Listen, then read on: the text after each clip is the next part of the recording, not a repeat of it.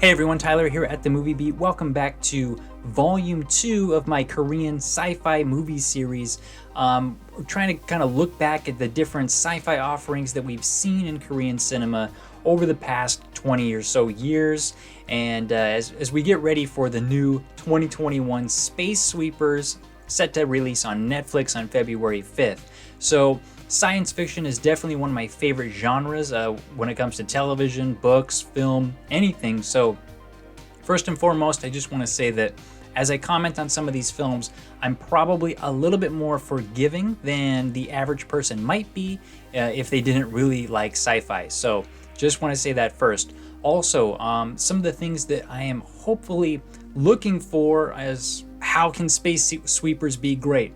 Well, there are a few points that I feel that Korean sci-fi has struggled on. One of them I mentioned in Volume 1 of this series, which is just, overall budget, just making those effects look good. That is definitely something that I think they've struggled with. I think the ambition and scope has been there, but I think mainly overall something that I have noticed as a bit of a trend as I'm revisiting all of these sci-fi films is that new offering or that new experience quality is just not there. So many of these movies I am reminded of other very well established sci-fi films. I really don't want to call such and such movie the Korean Blade Runner. I'm really hoping that moving forward we can get a Korean sci-fi film that is so its own, just in visual style, in story. Let's make it something that other people want to copy. So Korean films also, as we know, are just amazing when it comes to thrillers and melodramas. I think other parts of the world have tried to copy that. So can we get something in the sci-fi world that other people want to copy? That's kind of what I'm hoping for. One other thing that I think would help out Korean sci-fi a lot is if they sort of went away from over-explaining. Sci-fi to me becomes really boring and dragged down when they try to explain these futuristic concepts, because I think in general they want to kind of overwhelm you and confuse you so they don't have to explain it, because it doesn't make sense. We do not have the science for it. So I don't like that approach. I prefer the mystery approach, less is more when it comes to exposition. Of course, a lot of people are keeping up with subtitles that may have been poorly translated, but I, for one, will also second that I think over-explaining is something that Korean sci-fi sometimes does suffer from. So hopefully we can get less of that and more mystery. That's, to me, the beauty of sci-fi. So this volume of my Korean sci-fi series is focusing on a completely different topic when it comes to sci-fi, and it's, I think, a very important one. So it's future technology, cyber cities, and robots. So a very, very cool and interesting part of sci-fi genre that I hope you guys will enjoy. So some of the movies that I'm going to be covering, maybe they can be recommendations or something that you can avoid, but also I'm very curious your thoughts on them as well in the comments below. If you guys like this stuff, please like and subscribe. Lets me know kind of just how the channel's doing and everything and where to go moving forward. So again, thanks for everything. Let's get into it. All right, so the first one we're going to be looking at is called Fabricated City. It's from 2017. This one was directed by Bae Jong, who brought us Welcome to Dong McCall. After returning a lost phone to a mysterious woman for a reward, the video game addicted Kwon, played by Ji Chang-wook, awakes in his apartment when the police burst through his door to arrest and charge him with the rape and murder of an underage girl, said to be the very woman he delivered the lost phone to. With zero recollection of the events, Kwon pleads his innocence, but overwhelming evidence sends him away to life in prison, where life is very cruel to Kwon as he finds himself at the mercy of a hardened criminal gang leader named Ma and his goons that sees the former Taekwondo competitor endure beating after beating. Slowly, Kwon rebuilds his confidence in prison, where the skills he acquired as the leader in the video game worlds he dominated begin to resurface as he plans an escape. Once out, a nationwide manhunt begins to track down the wanted fugitive as he reunites with his former online gamer squad, who use their various technical, gaming, and computer hacking skills to clear the name of their beloved captain. The crew uncovers the dealings of a nefarious organization that fabricates crimes and scandals using state-of-the-art set designers and artists to plant and remove evidence as they orchestrate their crime scenes for others to enrich themselves of power and influence. With Kwon being just one of the many in a long list of victims in this elaborate corporate scandal, his team puts it all on the line to expose the truth. So I think there's a kind of really cool opening sequence style-wise a la Ready Player One that I wish was pursued a bit more in Fabricated City, as the gamers don't completely enter a virtual world using VR tech like in Ready Player One. Their gameplay is presented as this full immersion experience with its on-screen portrayal, so it's complete with lifelike avatars, haptic feedback, basically showing how serious and immersive their experience together can be, which I do think helps create some grounds for the tight bond that they develop. The filmmaking style really helps to add a fun, Inception-like element to the story and its characters, but like I said, unfortunately, it's abandoned and only used in the beginning. I really enjoyed the music choices in this movie. Overall, just the sound in general, really, as well as the visual style of the movie, I think was top-notch. There may be too many dark narrative devices used to establish the premise and world of Fabricated City in order for it to have a very broad appeal, but I, for one, really appreciate when this movie doubles down on its hard R sci-fi actioner aesthetics, especially since they seem to be lacking in recent years, say for something like the Alien franchise. It really is a wild and dark, crazy setup that takes nearly 40 minutes to establish, but once the main story kicks in, the film does dial it back quite a bit, and it takes up more of a playful tone, arguably too silly for me at times during its mid and final sections, where it becomes kind of childish with some of its chases and fight scenes. This causes the movie to begin to feel very different from how it started. The characters in this movie are also only very loosely defined and introduced far too late to be emotionally invested in.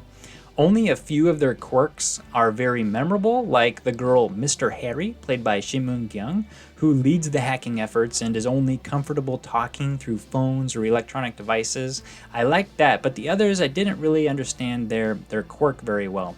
The movie then becomes more of a cat and mouse type pursuit film when Kwon's jailhouse rivals begin to join in on the manhunt for him. So both parties start to utilize these high-powered surveillance and hacking tech to constantly one-up the other. That's both fun and a bit repetitive, I would say. I think this movie also attempts to take a stab at high-profile corruption in regards to both corporate and personal scandals that tend to lead the news headlines here in South Korea, as it kind of portrays this puppet master orchestrating the public narrative through all these interconnected technological systems and data infrastructure that's really emerged over the years to kind of determine the various winners and losers. So this was kind of the super cool sci-fi aspect of the film, but it feels a bit underwhelming, and Fabricated City ends up missing the mark in terms of its entertainment factor towards its finale. So I would have to rate Fabricated City a 6.5 out of 10. Again, I loved how it started. It just kind of fell apart for me. The next one I want to talk about is part 2 of the film Doomsday Book from 2012, and this part was directed and written by Kim Jee-woon, who brought us A Bittersweet Life and I Saw the Devil. When a human-like cleaning robot named In-myung that is currently residing in a Buddhist monastery is thought to be the Buddha reincarnate by the temple's inhabitants, a service technician is asked to run a battery of tests on the robot to determine if it's defective. But when the test result comes back normal, the company manufacturing the robot panics and pushes to decommission the unit despite pushback from the temple. This one probably has the most interesting concept among the 3 shorts, part of the Doomsday Book collection, as it addresses some big questions and concerns regarding AI, the singularity, and just what might that look like as it all comes into conflict with the hubris of man and their desire to really dominate and be in control of all their worldly creations. It also portrays a not too distant future where humans are becoming more and more disconnected and choosing to spend their lives with robots instead of other people, which is another aspect of sci-fi that I find fascinating, that I love in films like Blade Runner. All this is happening while corporate power and influence overtake state authority and even begin to dictate the worldwide agenda. This one does fall a bit short of becoming something truly remarkable though, due to its excessive exposition through unnecessarily complex dialogue and what I felt to be overly sensitive or angry characters that just were very off-putting. Again, when we go into offering something new, something I'm really looking for in sci-fi from this part of the world, South Korea in particular, I loved how this one takes the philosophy, the religion of Buddhism, and puts it in the realm of sci-fi and AI and the singularity. And those types of ideas are not very common, I would say, in at least the sci-fi that I've been exposed to. Of course, I've seen some that have, brought into questions of the mindset in Christianity and religion, but this side and the Buddhist monster, I just love the style, the thoughts behind it. Very interesting. So I really hope to see more of that. So I would rate this one a 7 out of 10. Definitely check out Heavenly Creature, part of the Doomsday Book collection. All right, the next one I want to talk about is called Natural City. It's from 2003, and it was directed by Min Byung-chun, who brought us Phantom, the Submarine, who really made a name for himself in the music video world. He made one music video called 20th Century Monolith that featured a lot of otherworldly sci-fi concept style spaceship, just great imagery overall. So he was really a great pick, I think, for this film to really just nail the visual style. So in this one, military policeman named R, played by Yoo Ji-tae, is in love with an android named Rhea, played by Solin. Having been together for 652 days, they now have only 3 days left together before they plan to board the Buyoga, an interstellar spaceship headed for Koyo, the planet of rebirth, a place without thoughts or memories, because without the memories, there will be no pain. With Rhea's AI chip in its final days, R is desperate to find a way to refurbish it before all her systems fail and she will expire. But when a combat cyborg named Cypher and 3 other deviant cyborgs break into a massive medical facility to steal the entire human DNA files from its database, R's final days with Rhea turn into a giant game of death between the militant cyborgs and the city's top law enforcers. Meanwhile, a breakthrough technology that may allow R to implant Rhea's AI chip into a human host in order for her to continue living leads R to hunt down a special girl named Xion from the city's slums who is said to be an ideal host body for Rhea. So I think Natural City opts for a bit of an unorthodox, non-linear approach to its opening scenes that creates a bit of a speed bump for getting into the film initially. The plot and dialogue in this movie also do feel a bit superfluous and even hard to follow at times when supporting characters attempt to move the DNA hacking and spirit downloading subplot along, since it does take quite a long time to reveal just how everything is connected. But that does do some world building that I think is good, but I think I would recommend trying to focus more on the story between R, Rhea, and Xion first and foremost, because I personally loved the tone, the style of this movie when it was centered around these 3 characters. The action and fight choreography in this movie is also quite good when it does take place. Some may even recognize the legendary action director and fight choreographer Jung Do-hong in this one, so you might have seen him in movies like City of Violence or Arahan. While all the elaborate combat sequences can be enjoyed for their visual achievements, there's very little emotional impact in the majority of them. So that was an area of this film that I think suffers a bit. The costumes of the generic combat cyborgs in Natural City are incredibly lame and cheap looking. Black ski masks and sweatshirts are just unacceptable, especially considering all the other great costumes and visual style that went into this movie. So that is a big letdown. I think Natural City is probably the Korean sci-fi outing that's come the closest to what I would describe as high sci-fi with its overall look and concept. And if it wasn't so familiar to so much that we've seen before, I think it would stand out a lot more than it does. This movie at its heart is a sci-fi melodrama, but since it wants to be everything all at once, it does kind of get bogged down in one too many action sequences that look cool but feel somewhat meaningless. And since, that visual style is so familiar, that sense of being transported somewhere new just isn't there. A lot of the inspiration in this movie appears to have been drawn from other well-established sources. Some sequences felt like a straight rip from Blade Runner, James Cameron's Aliens, Ghost in the Shell, Terminator, The Matrix, and even 2046 and other Wong Kar-wai works like Fallen Angels. So I think paying homage to the greats is one thing, but the problem is that these imitations fall well below their original sources. So one thing that was kind of interesting for me in this one is I was reminded quite a bit of the more recent Blade Runner 2049 while revisiting Natural City. So it isn't stated very clearly in this movie anywhere that it was actually based off the same Philip K. Dick novel that Blade Runner was adapted from, but it is very obvious that it was, especially when it comes to the robot girlfriend that R has and his efforts to try and, keep her alive and make her more human.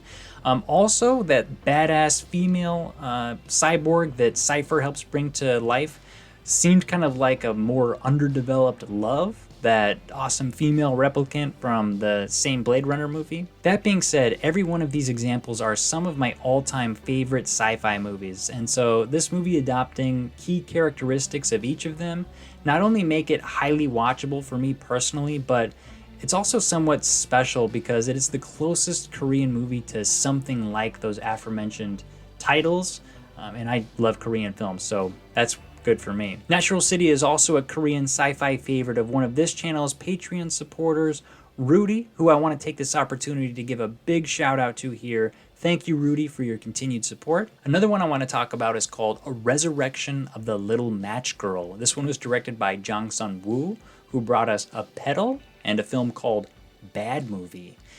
This one is about an unimpressive man named Ju without any particular skills who dreams of becoming a pro gamer like his best friend Lee, who is very popular with the ladies and winning lucrative prize money on the pro game circuit. With his eye on a local girl who works at the arcade, he works up the courage to ask her out. One day, Ju buys one of the lighters he finds her selling on the street, and when he calls the number written on the lighter, he makes contact with the operator of a game called Resurrection of the Little Match Girl, and gets connected into a simulated game world where his winning objective includes seeing the little match girl freeze to death.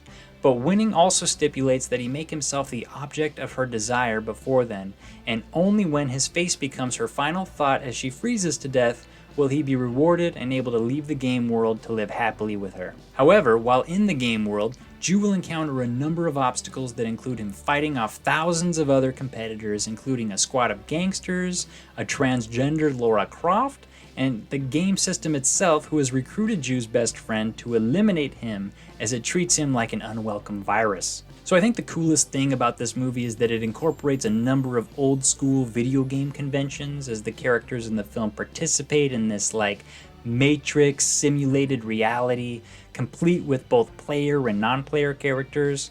So as soon as Ju enters the game, he's offered an instruction manual on the various rules and mechanics for the game he's to master.